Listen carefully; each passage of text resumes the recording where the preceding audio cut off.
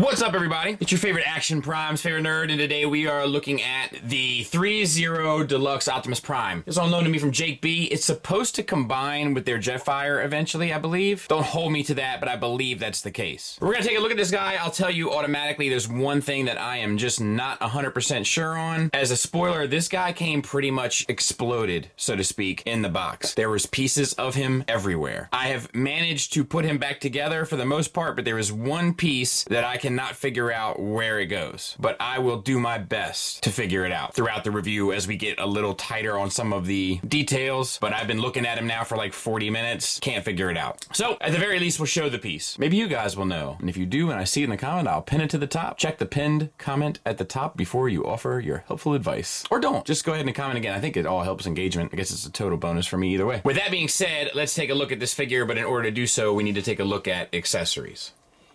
He does come with an array of hands. He comes with kind of relaxed hands left and right. He comes with posing hands left and right. And he comes with trigger finger hands left and right. You don't see the other trigger finger hand. I'll show you why in a bit.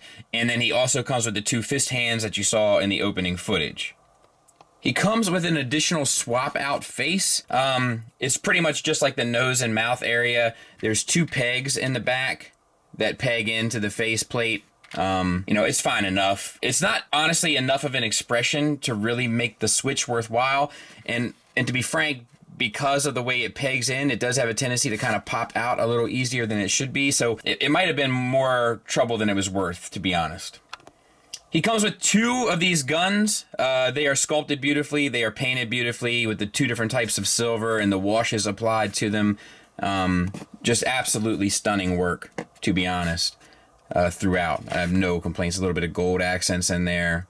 Just perfection, really. And he'll hold those, I assume, just fine. It's a little bit of a bear to get the hand off. This hand was already attached to the gun in shipment, so I'm leaving it on there. I'm guessing he left it on there for a reason. I'm going to go ahead and heed his advice and the standard he kind of set and leave it on there as well. But that could possibly be something to take note of. Good news, ladies and gents. This is the piece I was talking about that I couldn't figure where it went on the bot. Like I said, I looked at the bot for an hour trying to figure out. Good news. The reason why that didn't succeed for me, or I didn't have any success looking at the bot, is because it doesn't go to the bot. You only get one, oddly enough, but it plugs in to the bottom of the gun and has like this look, which is cool. Cool enough anyway. It certainly makes the gun look more interesting. But I wish there was two. I don't know why there's not two. It seems like a really big oversight. Let me make sure I'm not lying to you. Yeah, I mean, like, even in this picture here, like, it's right there on the gun, but then this other gun doesn't have one. I'm not sure why. He also comes with two swords. They are identical, so we're just going to talk about one. Sculpted beautifully. You have these little Cybertronian symbols in there, all of this kind of silver work, and then you have the translucent plastic, and the one part of the translucent plastic is cloudy, which does help a bit. I'm not sure how I feel, honestly, about translucent plastic on this level of premium figure. It always tends to look a little toyish. I'm not sure if a proper painting wouldn't have just been better, to be honest. And those will simply insert into the kind of wrist guard here in a sheath or whatever that will receive it, so to speak. It also comes with the display base, kind of your typical ThreeZero display base. Nice, beautiful sculpted detail, nice paintwork done with both the branding and the logo stuff. Same sort of thing here. You put this in, and I hope that I can get this out easily, so to speak. But yeah, so this adjusts. You can lock in here, and then, oh my lord, dude, I have a stink bug over here. What's he doing? Dude. Oh, now I feel like you could think I got a dirty house. I don't have a dirty house. It's just, I don't know if it's a regional thing, but they get out. They get outside. All right, and then you have this bit here, that extends, and you can unlock it by pressing this button here. And then this bit, which will come out, and then you can readjust, and that pegs in to Optimus himself by removing, hopefully you can see that, this piece here from his backside, and kind of giving that a whirl. There's also a gimmick, light up eyes, where if you take off the top of his helmet, and good grief, might have to get a tool or something to push that thing. Push that, and then you can put his helmet back on, and his eyes light up, and it looks good even with lights on. Do you know what I mean? Which is nice. Let's turn some off, you know, and get us an even better idea. So yeah, pretty sweet. All right, so let's take a look at the figure. We'll start with the head. The head is on a ball peg, and it feels like it might be a double. So I think the head is on a ball peg from the head to the neck, and then the neck is on a ball peg from the neck into the chest. Using both, you get the head all the way up to there, a good bit down. Actually, if you go between the chest plates, pretty much all the way down. You get the swivel, you get the confused prime look. Now, these pieces start falling off the sides of his head, once again, because I think these pieces are intended to come off for the combine mode. But the issue is a lot of these pieces, you know, to include the jaw piece, to swap out the face, they just come off a little too easy. In my opinion. Deco-wise, it's beautiful. The entire thing is painted. The blue is painted. There's weathering. There's the silver paint. There's shading with an airbrush on some of the silver, like the smokestacks and such, to kind of give that worn look. There's washes on a lot of the silver. It's absolutely stunning. Sorry.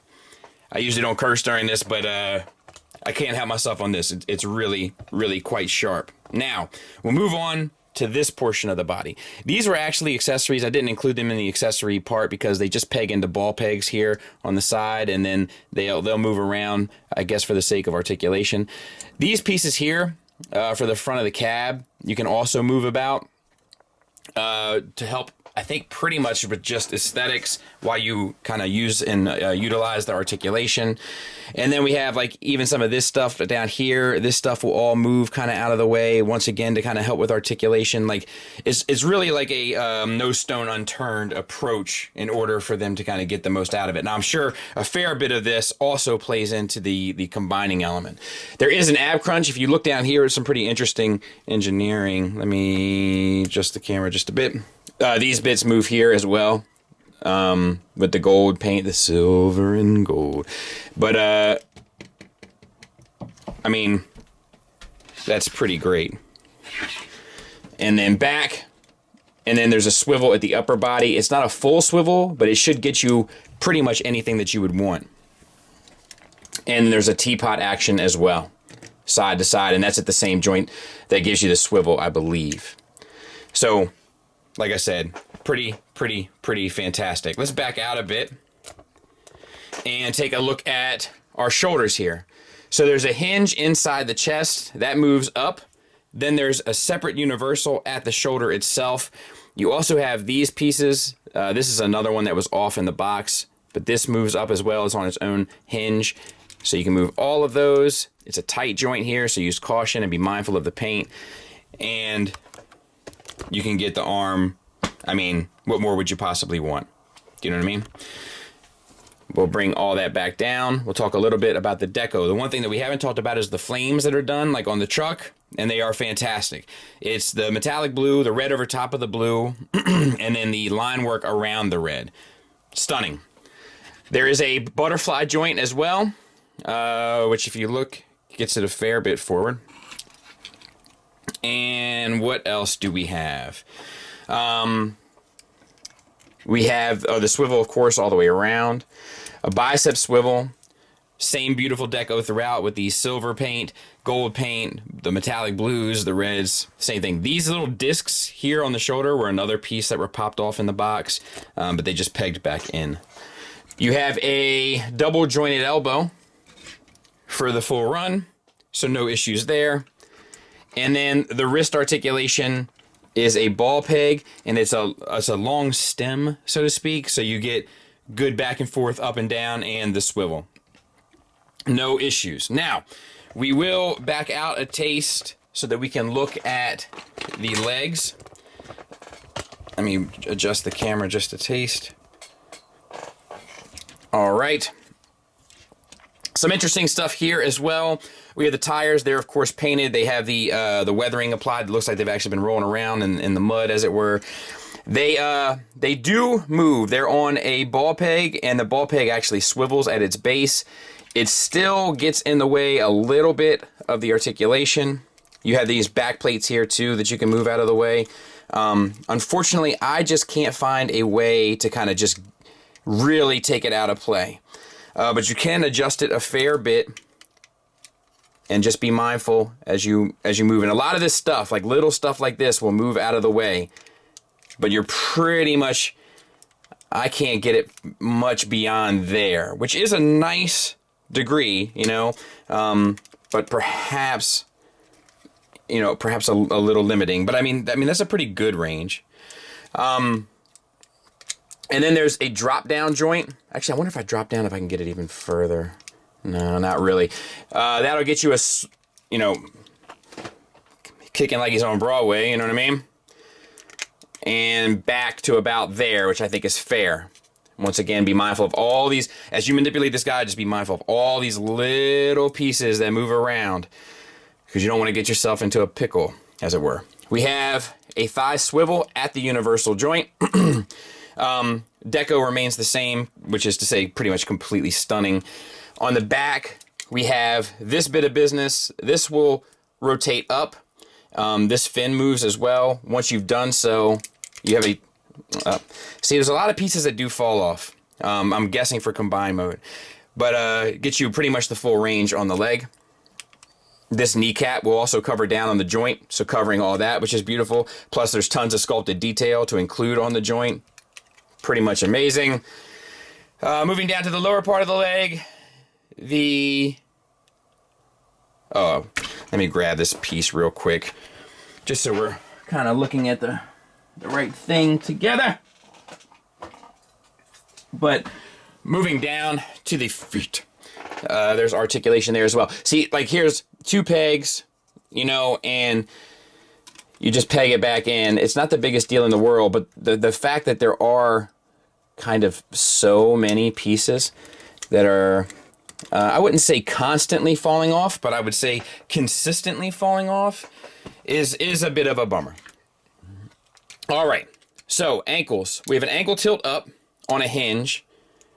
We have a slight ankle tilt down, and we have a toe tilt up. Once again, moving pieces to cover down on the joints is pretty much flawless in that regard. And then an ankle rocker. So, nothing to complain about, my friends, in that regard. And then I will show you what he looks like from the back. Pretty smart stuff. Size comparison wise, I don't really have anything that's relevant, but there he is next to the Magic Square Masterpiece Prime. I'll say that even though I don't have anything that's relevant, that he comes in just under 12 inches, so he's about your standard kind of 1/6 scale figure, which makes sense for the price point as well, honestly.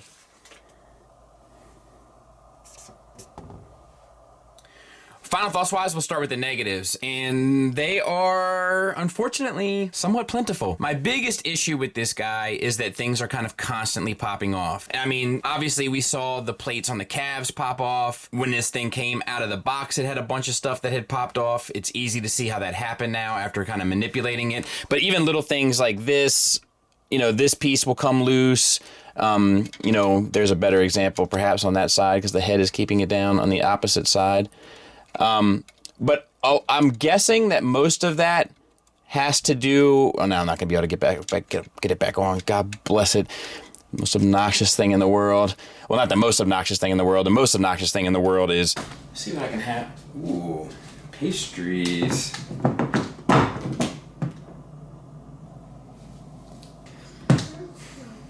You see, you know what this is. This person wanted this little last piece.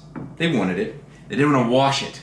It's lazy! to continue. It just doesn't make for a very enjoyable experience. The second thing I gotta kind of harp on, and it's gonna be hard for some people to understand this thing has a ton of engineering built into it for articulation, and yet it's a little limited. And I'm gonna tell you why. It's because a lot of the joints have a relatively small range of motion. Not the forward motion of the hips, not the knees, not the elbows, not the head, not the shoulders, but the biceps, the outward movement of the hips, a lot of the abdominal articulation. It's somewhat limited. And because all of those things are kind of happening in concert, it can cause for some limitations. I want this arm here splayed out to his right, but I can't quite get it because the bicep swivel won't turn a little bit more. Now I can move the shoulder out a bit more, and I can try to do it that way, and I can work around it. But even if I want his abdomen to be turned a little bit more this way to kind of be aiming forward in a very dynamic stance, I can't quite pull it off because there are things working against it. And I have to be honest and say, I'm not sure if those things are engineering issues for this figure or engineering issues for the combination that it's supposed to eventually be able to pull off. We've seen this happen before where sacrifices are made in order to kind of pull off the bigger plan. Well, then that bigger plan better be super successful, because otherwise it really won't be worth it. And then there's a couple things like the joints. Some of the joints are a little tight, and it's a little challenging to kind of get the hands on and off the ball peg, as well as the gun in and out of the hands. So like little fit and finish issues like that, as my friend T2RX6 used to say. And at $230, you kind of, I'll be honest with you, you kind of expect a little more for as great as this thing actually is.